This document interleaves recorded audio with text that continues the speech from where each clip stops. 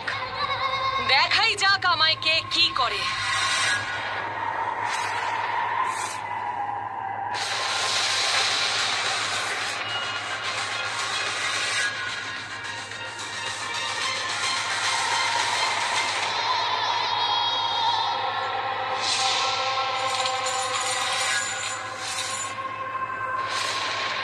কুকুরের গলায় এভাবেই শিকল পরাতে হয়। এবার দেখি তোমাদের কে বাঁচায়।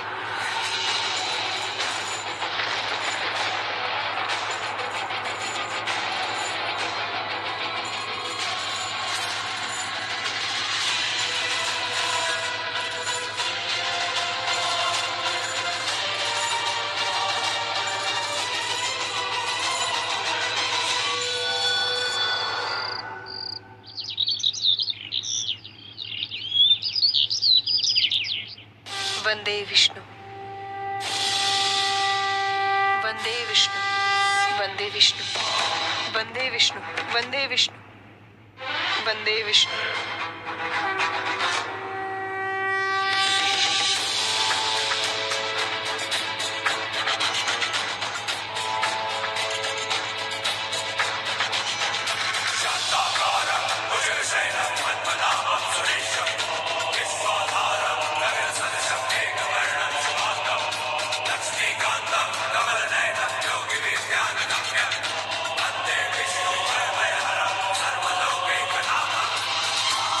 বিষ্ণুদেব, যদি কাল সকালের মধ্যে আপনি আমার স্বামীকে ফিরিয়ে না দেন তাহলে আপনার দিব্যি খেয়ে বলছি এই মন্দিরে আপনার সামনে নিজের প্রাণ দিয়ে দেব। আপনি একটা নয় 3টে মৃত্যুর জন্য দায়ী থাকবেন। এক হলো আমার স্বামী, যে সত্যের পথে চলেছে আর নিজের মায়ের বিরুদ্ধে গেছে। আর একজন আপনার প্রকৃত ভক্ত আমি।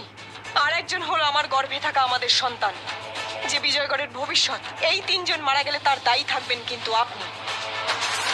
যদি এই পাপ থেকে মুক্তি পেতে চান তাহলে আমার স্বামীর প্রাণ ফিরিয়ে দিন। দিতেই হবে আপনাকে।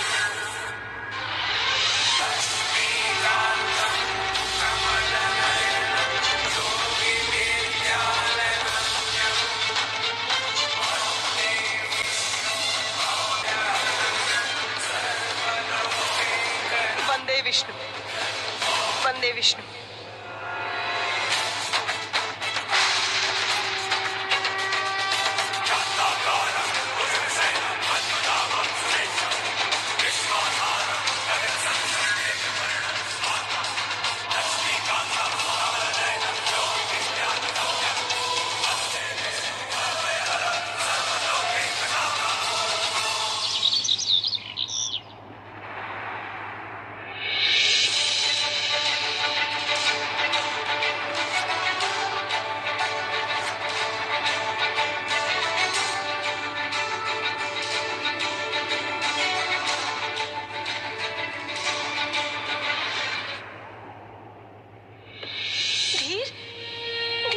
ফিরে এসেছে। বিষ্ণুদেব আমার প্রার্থনা শুনেছেন। আমার স্বামী ফিরে এসেছে। আমি জানতাম ধীর তোমার কিচ্ছু হবে না, তুমি আবার আমার কাছে ফিরে আসবে। যে ভালোবাসা প্রকৃতির দান, সেটা একটা লক্ষ্যের জন্য তৈরি হয়েছে, তা কখনো মরতে পারে না, কোনোদিনও না। তুমি এখন সুস্থ হয়ে গেছো তো, দেখো সব ঠিক হয়ে যাবে। না না ধীর, না না, উঠো না, বিশ্রাম করো। তোমার বিশ্রামের দরকার। যতক্ষণ না সুস্থ হয়ে উঠছো এখানেই থাকবে, এই মন্দিরে। আমি মন্দিরের বাইরে জাদু কবচ তৈরি করে দিয়েছি। এই মন্দিরকে কেউ দেখতে পাবে না, কেউ তোমার কাছে পৌঁছতে পারবে না। তুমি যতক্ষণ না সুস্থ হচ্ছ আমরা এখানেই থাকবো। তুমি এখান থেকে কোথাও যাবে না। মেঘ আর উমং ওরা জানি না কোথায় আছে, জানি না গ্রামের লোকেরাও কি অবস্থায় আছে। কাল রাত থেকে আমি তোমার কাছেই আছি, তাই আমি কিচ্ছু জানি না। কিন্তু তুমি চিন্তা করো না, আমি এক্ষুনি বাইরে গিয়ে খোঁজ নিচ্ছি যে ওরা কোথায় আছে। আমি যাবো তোমার সঙ্গে। না ধীর, না ধীর, তোমার বিশ্রামের প্রয়োজন। তুমি কোথাও যাবে না, আমি খুঁজে নিয়ে আসছি। তুমি কোথাও যাবে না।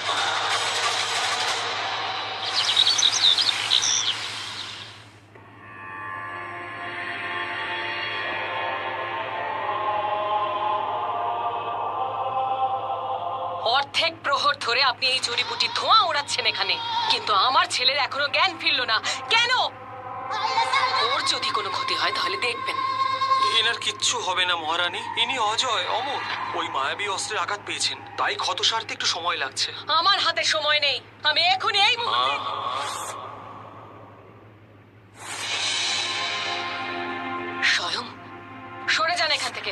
স্বয়ং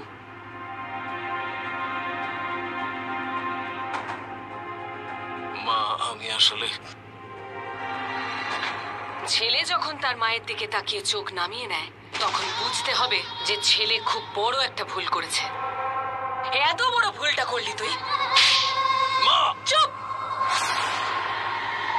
তোর জন্য চন্দ্রকান্তা আবার আমার হাতের মুঠোয় এসে বেরিয়ে গেল, শুধু তোর জন্য।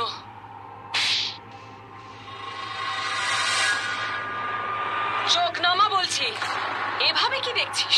কি যেন বলতিস তুই? চন্দ্রকান্তাকে নাকি তুই মেরে ফেলবি? নিজেকে দেখ, ওর প্রেমে নিজেই তুই আধমরা হয়ে পড়ে আছিস। আমাকে কারাগারে বন্দি করে তুই নাকি ওকে বিয়ে করতে গেছিলি। হ্যাঁ, কি হলো? বিয়ের শখ মিটিয়ে দিয়ে গেছে না ও? হামাগুড়ি দিতে দিতে তো আমার কাছে এসেছিলি। আমি যদি তোকে না বাঁচাতাম তাহলে এখনো তুই ওইভাবেই পড়ে থাকতিস ওখানে। তুই হতে পারিস অজেয় অমর, কিন্তু মনে রাখিস আমি ছাড়া তুই কিচ্ছু নোস, কিচ্ছু না। আপনি এখনো দাঁড়িয়ে আছেন কেন? যান।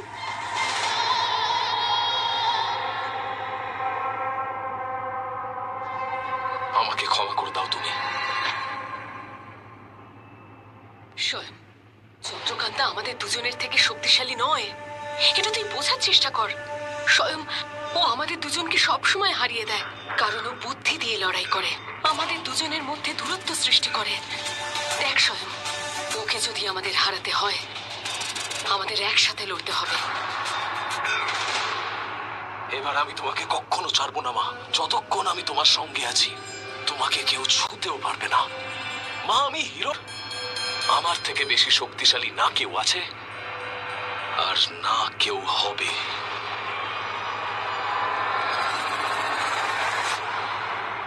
কলসি, কলসি চাই কারোর? কলসি।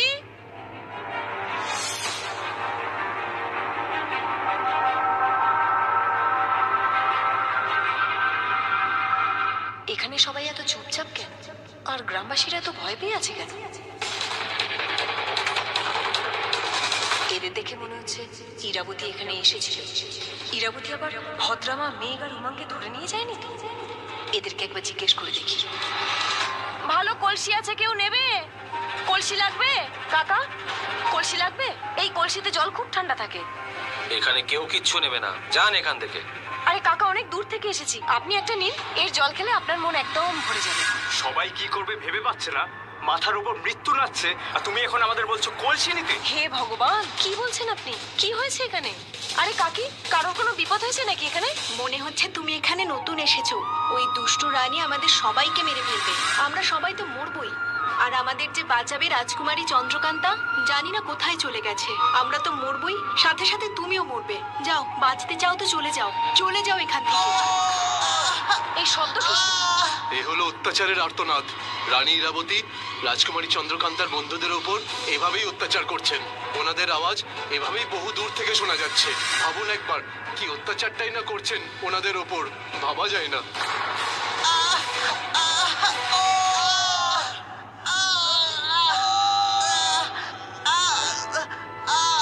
এটা তো মেঘ আর উমাঙ্গের গলা।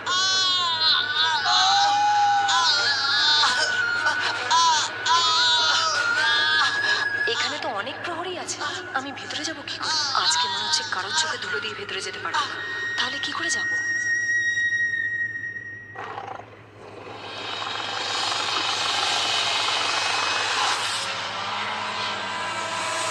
শুনছো, আমরা নিজেদের গ্রামের ঘর ছেড়ে এই জঙ্গলে এসে কেন ঘর বানাচ্ছি?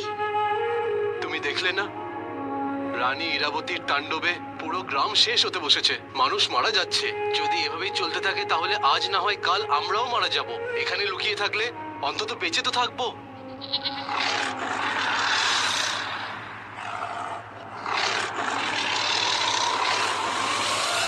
বাবা, আমরা কতদিন জঙ্গলে এভাবে লুকিয়ে থাকবো? যতদিন না গ্রাম বিপদমুক্ত হচ্ছে ততদিন আমাদের এখানেই থাকতে হবে।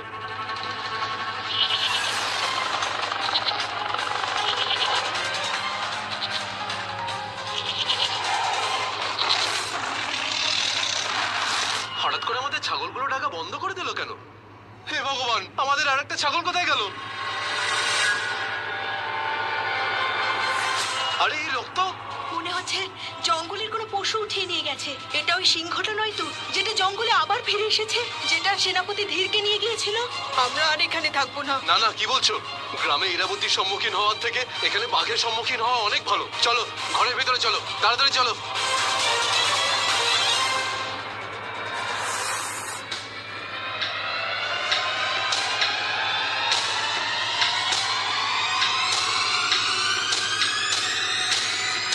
একজন মোটা, একজন পাতলা, উপরে দড়ি, নিচে জ্বলন্ত কয়লা। তোমাদের মনে আছে মা একটা কথা বলতো, আগুন লাগিয়ে দেব, লাগিয়ে দিল। তোমরা এখানে কাল রাত থেকে ঝুলে আছো না? মানে এক ঝটকায় যদি দড়ি ছিঁড়ে যায় তাহলে নিচে পড়ে যাবে। কিন্তু কিন্তু তোমাদের দুজনের ওই বন্ধু, সেই বন্ধুকে দেখতে পাচ্ছি না কোথাও। সেই বন্ধু চন্দ্রকান্তা আসেনিও, ও এখানে এলো না তোমাদের বাঁচাতে।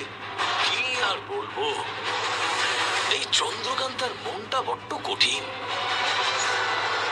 এখনো সময় আছে, বলো ওই দুজন বিশ্বাসঘাতক কোথায়? যদি সত্যি কথা বলো তাহলে আগুনে পুড়ে মরার হাত থেকে বাঁচতে পারো। তোমাদের যা খুশি তাই করো, আমরা তোমাদের কিচ্ছু বলবো না। যতক্ষণ না আগুন স্পর্শ করছে ততক্ষণ সবাই এভাবেই নানান সুরে কথা বলে যায়। একবার আগুন স্পর্শ করলে তখন বুঝতে পারবে। স্বয়ং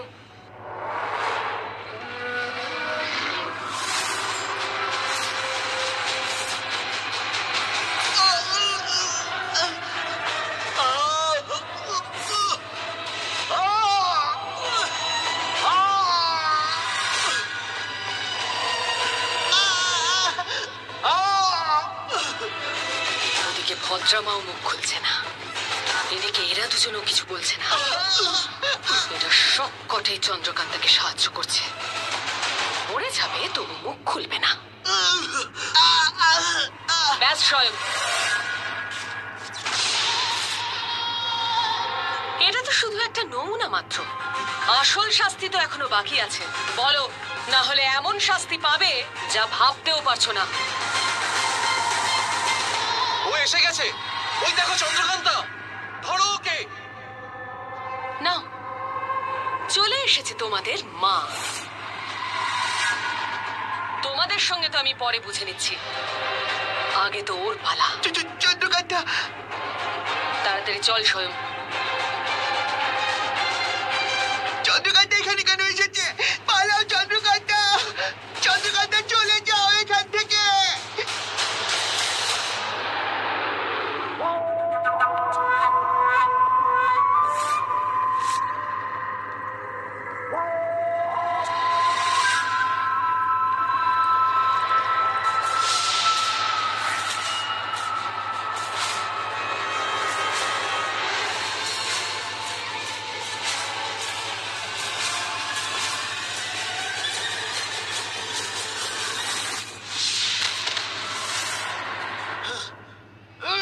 চন্দ্রকান্তা আবার কোথায় চলে গেল? কোথায় চলে গেল?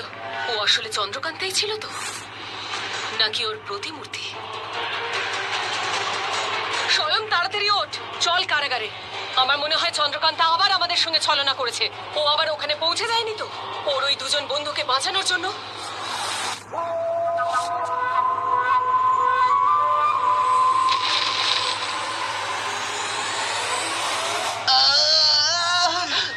মনে হচ্ছে আমাদের মৃত্যুর সময় ঘনিয়ে এসেছে। হ্যাঁ, আমি চাইবো যে চন্দ্রকান্তা যেন ধরা না পড়ে, ও যেন লক্ষ্য পূরণ করে, যেটা আমরা একসাথে স্বপ্ন দেখেছিলাম, ওই দুষ্ট রানী ইরাবতী আর হিরণ্যশ্বরের মৃত্যু। বন্দে বিষ্ণু, বন্দে বিষ্ণু, বন্দে বিষ্ণু, বন্দে বিষ্ণু।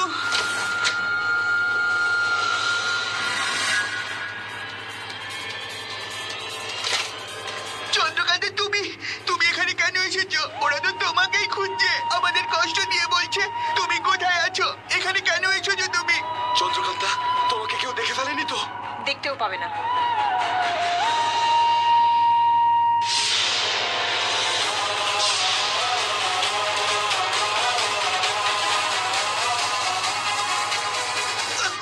চন্দ্রকান্তা, ধীর, ইরাবতী বলছিল যে ওকে বাঘে।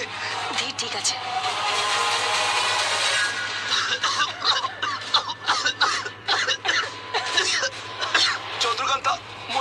বিষাক্ত ধোঁয়া। মেঘ, এসব কি হচ্ছে? চন্দ্রকান্তা, এই সব ইরাবতীর চাল। এই ধোঁয়া খুবই বিষাক্ত, এতে তোমার বাচ্চার ক্ষতি হতে পারে। চলে যাও এখান থেকে তুমি। তোমাকে আমার দিব্যি, তোমার বাচ্চাকে বাঁচাতে হবে। যাও এখান থেকে। আমি তোমাদেরকে এখান থেকে নিয়েই যাব। এসব এসব কি হচ্ছে? চন্দ্রকান্তা, এটা ওদের আশা সংকেত। তুমি যাও এখান থেকে। যদি ওরা তোমাকে ধরে ফেলে, আমাদের সব পরিকল্পনা সবকিছু শেষ হয়ে যাবে। আমাদেরকে ছাড়াতে গিয়ে তুমি ধরা পড়ে যাবে, আর তারপরে এই রাজ্যে ওই দুষ্টরা রাজত্ব করবে। যাও চন্দ্রকান্তা, যাও। যাও চন্দ্রকান্তা, যাও।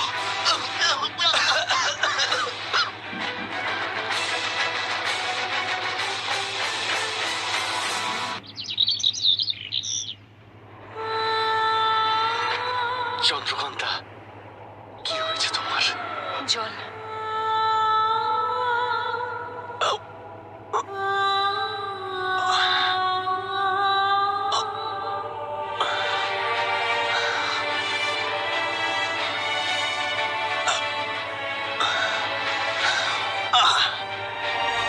এই নাও, জল খাও।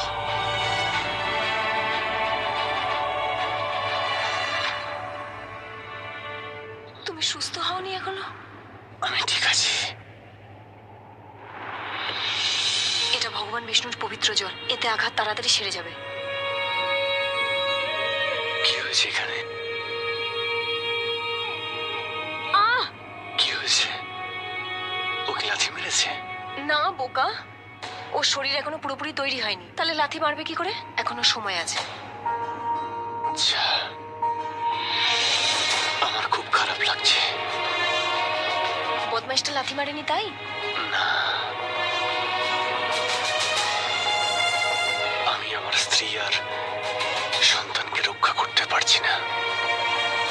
আজকে বলেছো, আর কখনো বলো না। তুমি আমাদের সাথে আছো, তুমি তো আমাদের শক্তি।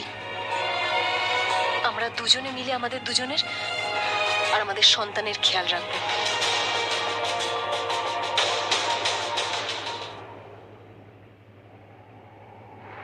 কি হলো? তুমি এত কি ভাবছো? মেঘ আর উমাংকে বাঁচাতে পারলাম না, ইরাবতী ওদের দুজনকে বন্দি করে রেখেছে। আমি কিচ্ছু করতে পারলাম না। আমি অনেক চেষ্টা করলাম, আমি ওখানে পৌঁছেও গিয়েছিলাম, কিন্তু প্রহরীরা এসে গেল আর ওরা বললো এখান থেকে চলে যেতে, তাই আমাকে চলে আসতে হলো। বুঝতে পারছি না ওদেরকে বাঁচাবো কি করে, কি করব আমি। তুমি চিন্তা করো না, আমায় একটু সুস্থ হতে দাও। তারপর আমরা দুজনে নিজেদের রক্ষা করব, আর তারপরে মা আর ওই স্বয়ংকে ওদের পাপের শাস্তি দেব আমরা।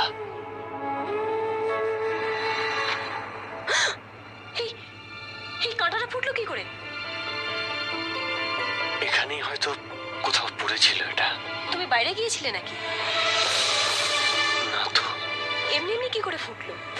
জানি না চন্দ্রকান্তা, বুঝতে পারছি না কি করে ফুটেছে। কি করে কাঁটা ফুটলো তুমি জানতে পারলে না? ধীর, কিচ্ছু বুঝতে পারছি না। কিভাবে, কি করব? ওই হিরণাসুর অজেয় অমর, ওকে মেরে ফেলা তো অসম্ভব। ওই হলো আসলে ইরাবতীর শক্তি। যতক্ষণ না ওকে মেরে ফেলছি ততক্ষণ ইরাবতী মরবে না, ওকে মারা অসম্ভব। আমি তোমাকে বললাম তো, তুমি চিন্তা করো না, আমরা দুজন মিলে ঠিক কোনো উপায় বের করবো।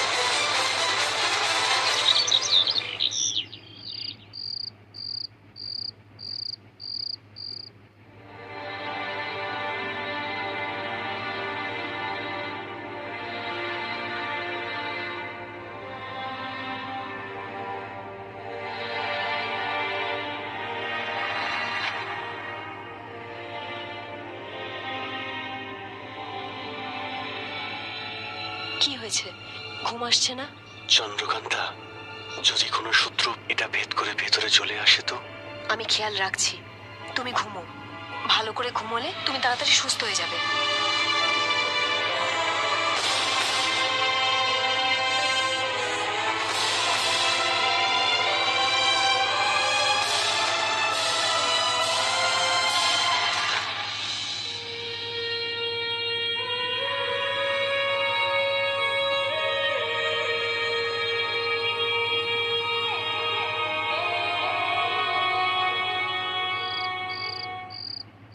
অদ্ভুত রকমের খিদে পেয়েছে, রক্ত চাই।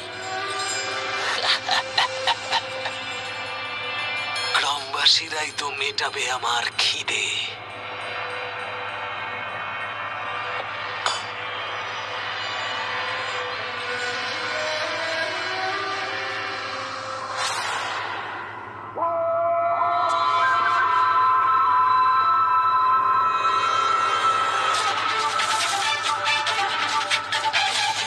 স্বয়ং রাক্ষস, না না না, স্বয়ং অজেয়, অমর, হিরণ্যাসুর, যার ভয়ে শুধু গ্রামবাসীরাই নয়, গ্রামের প্রত্যেকটা গলিও কাঁপে। অজেয়, অমর, হিরণ্যাসুর, স্বয়ং